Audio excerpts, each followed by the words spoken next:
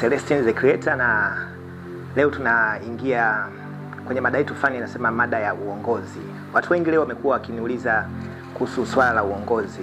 Ongelea swala la uongozi, lakini nikasema okay, leo ndatumia muda wangu, tutaongelea hii swala kwa ufupi. Tutaangalia nini maana ya kiongozi, lakini pia tutaangalia kidogo aina ya uongozi. Mwisho tutaangalia sifa za kiongozi mzuri. Baadaye wewe utajua kabisa nani ni kiongozi mzuri na nani sio.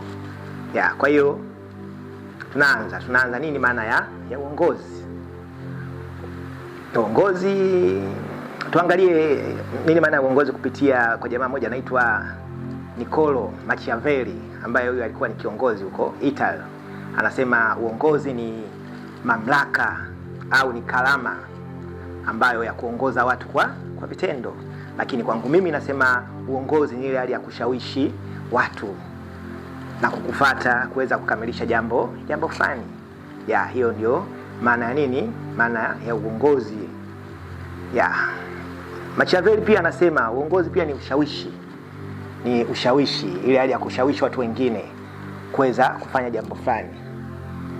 Lakini pia Nelson Mandela anasema uongozi ni ile hali ya kuwatetea na kuwaongoza watu kuweza kufikisha jambo fulani au kulikataa jambo fulani.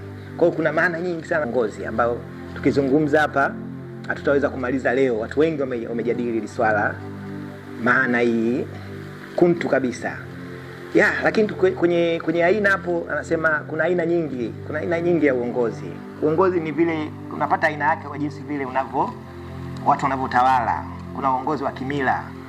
Kimila uongozi ni ile hali watu wanalisi kutoka kwa baba yake, labda babu yake, ambao upo Korea huko, unaona ule uongozi wa kinini wa kimila. Lakini kuna uongozi wa kufuata demokrasia, ambao kiongozi anachaguliwa kupitia nini? Kuchaguliwa sanduku la nini?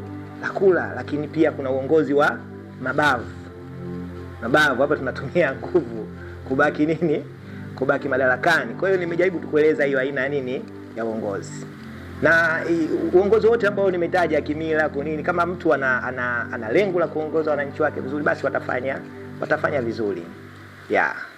Lakini kwa hiyo nimesema hapo uongozi ni ile hali ya kushawishi watu kuweza kufikia lengo fulani. Hiyo ndo maana ya uongozi. Kwa hiyo kwangu mimi uongozi unaanzia nyumbani. Uongozi mzuri unaanzia nyumbani. Unakuja mpaka huko kwenye taasisi.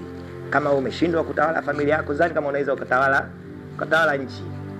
Kwa hiyo uongozi unaanzia nyumbani. Lakini pia kuna watu wanasema uongozi ni swala la kuna mtu anazaliwa nayo. Sikatai, kuna viongozi, kuna watu wanazaliwa na trait la viongozi, wana tabia za viongozi. Hiyo ipo. Kuna mtoto unamjua, kuna mwanafunzi wangu mmoja anaitwa Kitambi.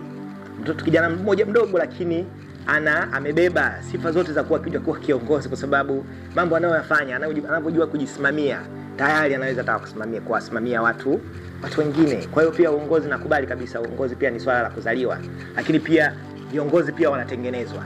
Lakini pia viongozi pia watu wanaamua kuwa viongozi wazuri. Kuna watu walianza maisha yao hakujulikana kama watakuja kuwa viongozi.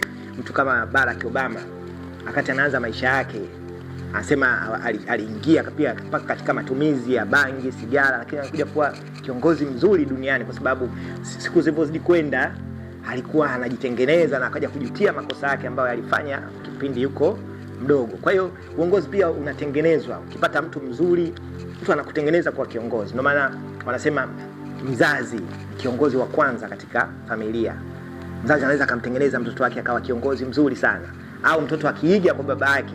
Baba anaweza sio kiongozi, lakini akaiga zile tabia za baba from chini mpaka juu, anajikuta mtoto anakuwa kiongozi mzuri. Ndio maana Nelson Mandela anasema alijifunza uongozi sana kwa baba yake ambaye alikuwa chief.